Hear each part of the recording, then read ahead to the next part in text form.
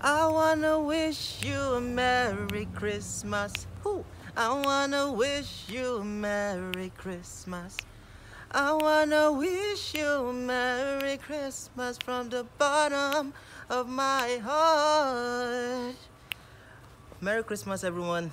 It's that time of the year again where people celebrate. In this part of the world, it gets snowy. And I just want to wish you a Merry Christmas. Christmas for me is usually mostly about Christ, because Jesus Christ came to the world to die in this season, and it's very important for me to celebrate and reflect on his love for us. But another critical part for my Christmas is the celebration of a very dear person to my heart, a friend, a mentor, a pastor, a teacher, and my dad, Mr. Samuel Akingbodu Akingben. I just want to say happy birthday to you, sir, and thank you for being such an example, an icon, and an inspiration for myself and many more others. So also, I just want to wish you Merry Christmas. I don't know how you celebrate yours, but I hope you have fun and you really enjoy this season, and next year would be a glorious one for you. Peace out.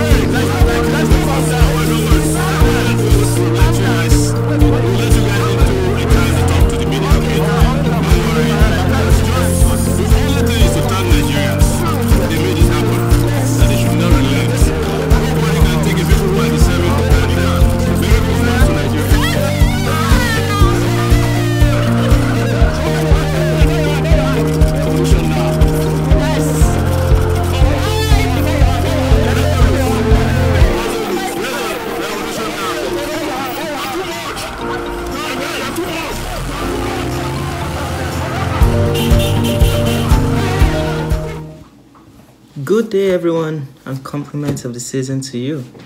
This is the second episode of One Day Speaks, and I'm so excited about this channel. So thank God Sowore has been released, as you saw in the intro video there.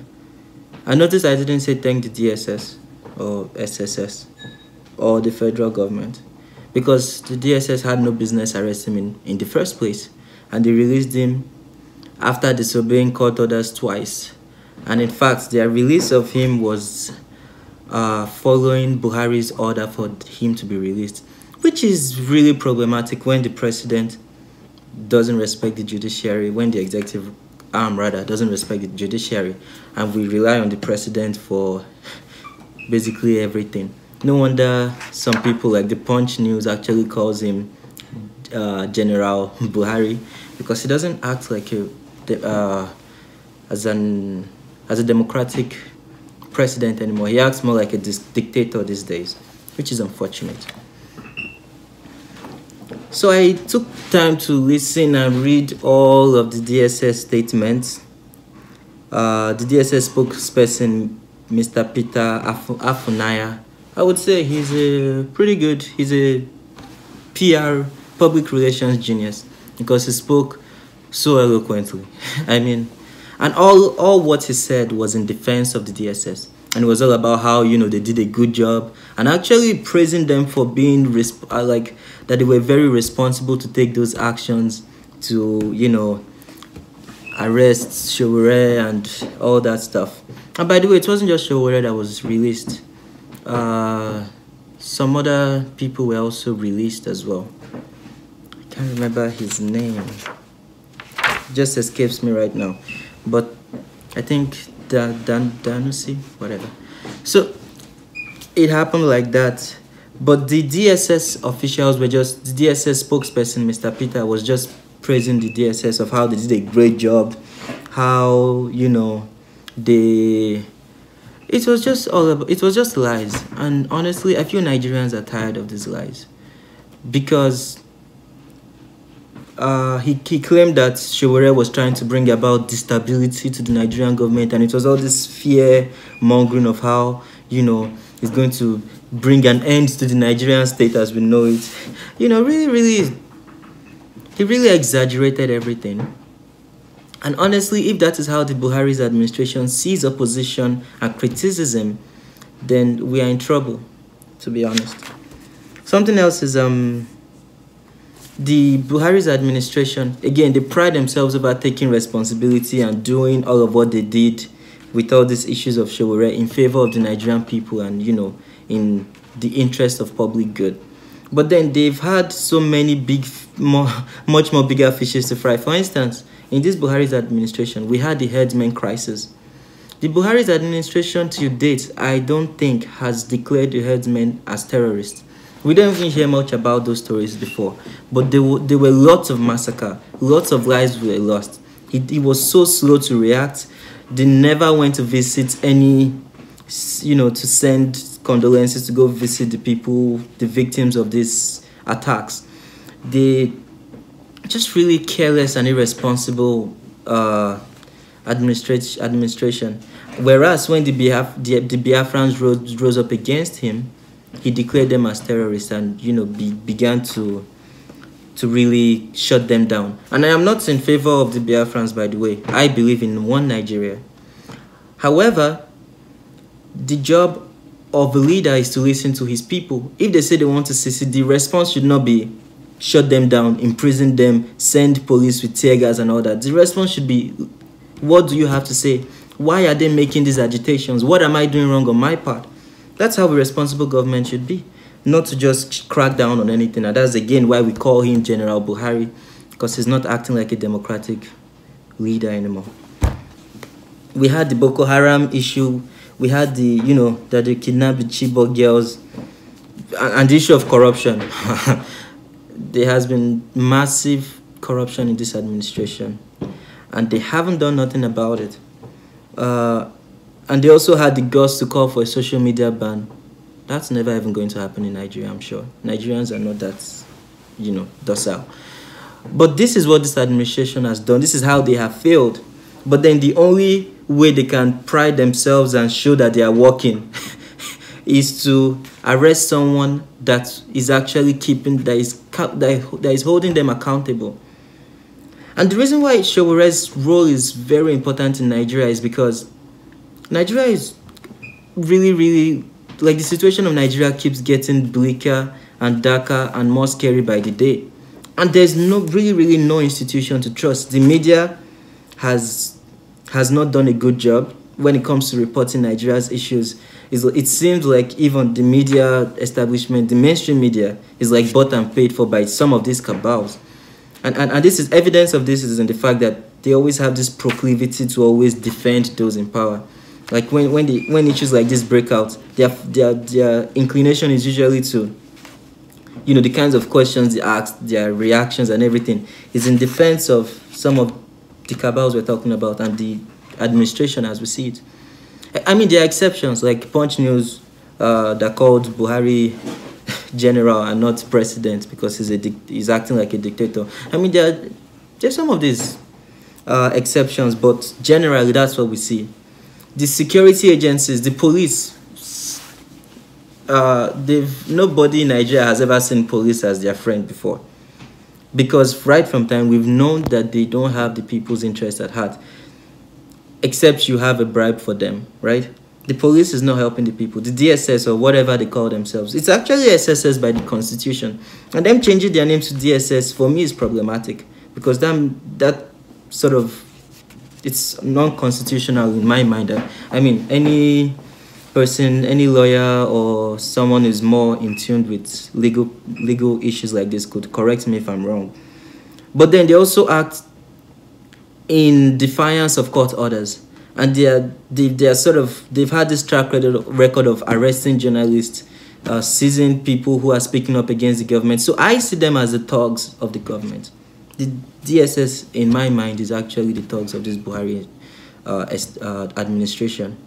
And you might disagree with me on that, but this is just my own opinions. This is my channel, so I say what I want to say. I mean, good things.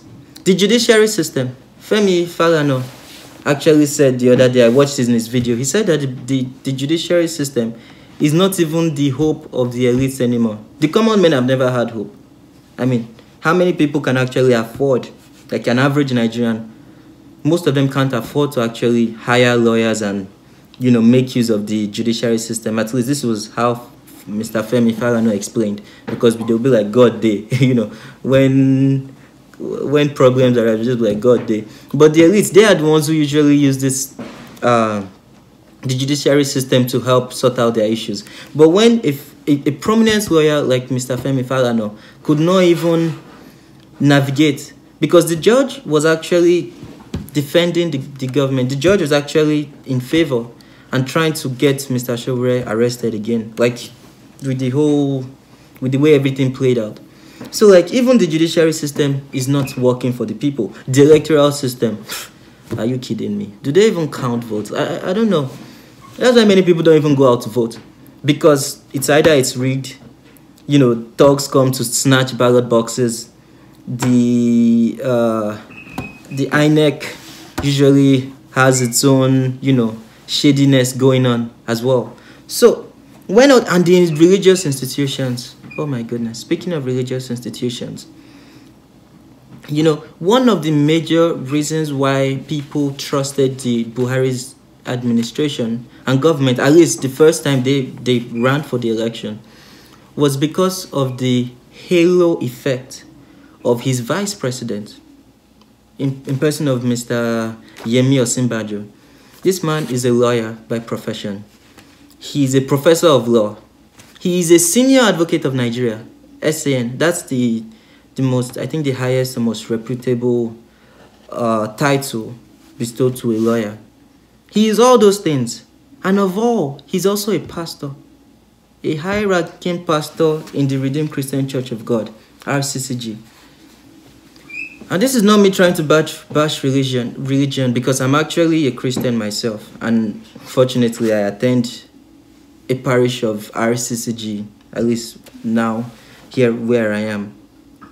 But I must say I'm disappointed in the Christian community for keeping silent when issues like this break out. Because, I mean, why would we keep silent when it is our own person that is at fault? And people say, oh, you know, he's still a good man. We don't know what is going on there. No one, I mean, there's no tape on his mouth. Everyone has internet. He could at least say something. Or worst case, many people have advised, at least he should step down. Because no matter how good you are, when you are in that circle of corrupt leaders and all the atrocities going on, I am disappointed. I don't understand what Mr. Yemi Osinbajo stands for anymore at this point. So it's just unfortunate. And speaking of religion, I think there would be an episode on that very soon, because I'm privileged to have seen many sides of religion, especially Christianity. I've attended, like, I think pretty much all the churches you can think of, like all the different, especially in Nigeria. I've been there at some point. I've never been in one church I've never been really, you know, dedicated and, you know, to one church, just because of the way all the travels and relocations and stuff went on in my life. So it's a topic I would like to explore very soon. Because interestingly enough, RCCG, Redeemed Christian Church of God, it's pretty much the largest church in Nigeria. And there's even a plan to make RCCG so accessible that there would be a Redeemed Christian Church in every walking distance. I attended Faith Academy Kenaland. 6 years within that period, I attended Living Faith Church Worldwide, the largest auditorium in the world. Our pastor is the richest pastor in the world as well. Papa Oyedepo. Right, so I'm sure I'm going to discuss that topic very soon. So that was just a digression. The point is, you see, I'm just trying to give reason and cause for what Mr. Sowore does. Because Karl Marx said something. He said,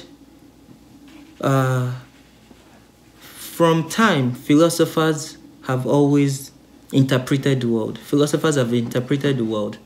But the point, however, is to change it. Right?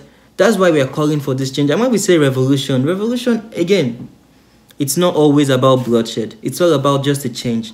And there is a need for that change because it seems like most of the systems that are established as at now are not working for the people. And what is the essence of a culture if it's not adaptive to favor the survival of its inhabitants? It doesn't make sense. And that's why we need this. And I'm not a Marxist, by the way, because I'm quoting Karl Marx now, so someone will not come and say I am a strong believer in the free market economic system. However, my views on that is also somewhat complicated. So I think I'm a supporter in the Revolution Now movement because firstly, the fact that the right to protest is an essential right of citizens in a democratic society.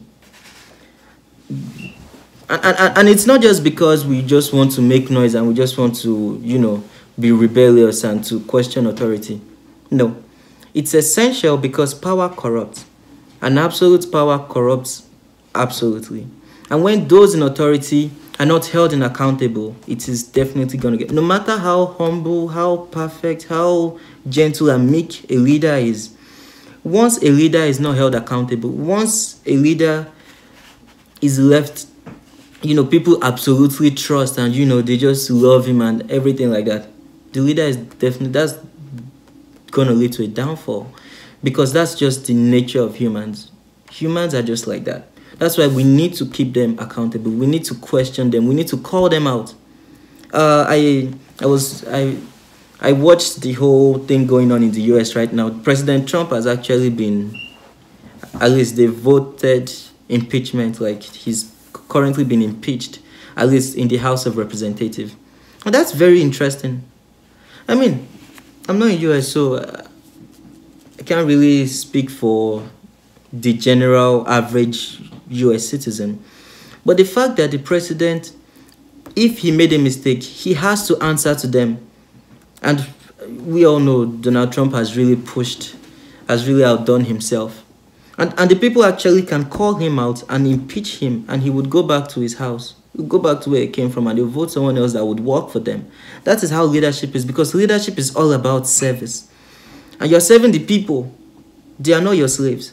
So you have to listen to them for what they have to say and how they want you to work for them. That is how things are meant to be in a civilized society. And that's why we need Revolution Now movement. And I applaud Mr. Sowore for what he has done. Also, the fact that,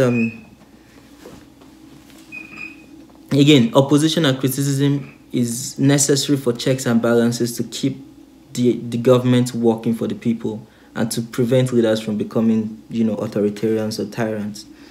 And Mr. Sowore did not call for violence. I've checked, I've read, I have watched most of the things that he said and, the whole movement and what it was about. It was just about making a statement against the government. And maybe they claim they want to, break down all the systems and stuff like that. I mean, it's much more complicated than I know. But again, the response of a responsible government is to sit down with these guys. Like, even if you don't even have their interest at heart, at least to curb all of the riot and to keep things at bay, to sit down with them, to hold just a lip service meeting. Even a wicked government, but so long as it's responsible and intelligent enough to understand how democracy works, that should be their response, as opposed to, arresting him, defying court orders 2 times. That is not called for. And having said all that, I would go back to the youths. And a very good friend of mine and a mentor of mine always says, he questions the notion of, that youths are the leaders of tomorrow. Because that tomorrow will never come unless we start today. Youths, maybe are the leaders of tomorrow. We are not sure. But they are the leaders of today. Because if you are the leader of tomorrow, you have to start today. Let us not buy into the idea that youth should, it should just be, there's the stereotype of, at this age, everybody should just be in school, just read your book, just pass your exam, and just, get a job. I mean, all that stuff is good, obviously. Like, anyone with any sense, like, what else will you do with your time? Especially when you're young. Go to school, get an education. But then youth should be proactive contributors to the democratic process. Youth should not just be like, there's also another stereotype of, you just go partying, having fun, being reckless, all those things. Let's defy all those stereotypes. And I'm glad, honestly, I feel like our generation is a different one, and we are much more proactive, and we are much more conscious of what goes on around us. And I am much more convinced because of this that Nigeria will change. I mean, yes, I would say, like, the more I see things unfold like this, I am so convinced Nigeria will change. Because I said in the last video, maybe I was a bit disrespectful, but the leaders in Nigeria are very wicked, one, and they're also very incompetent, two, and they are very unintelligent. I won't say the word stupid, so people will not say I'm being disrespectful. But that lack of intelligence and, foolishness, if you will, would eventually lead to their undoing. Because they are so out of touch, right? Like, all their atrocities, like they are drunk and intoxicated with the wine of all their atrocities and corruption, that they can't think clearly anymore. And that definitely would lead to their undoing. And I'm glad there are people who are ready to, to serve, to really pick up the responsibilities when all these old guys go to prison where they rightfully belong. And something else is, I'm sorry if I might sound very harsh, but sometimes I think that's what the truth sounds like. I think that would be all for this episode. Watch out for coming episodes. I'm not sure what topic it would be, but definitely in a week or two time, I would release another one. And please don't forget to like, subscribe, leave a comment, share your thoughts. What do you think about what I'm doing? Should I go back to school and stop making noise on social media? Should just let me know your thoughts. And I really appreciate when people speak up. And also, I have plenty of free time on my hands, as you can tell.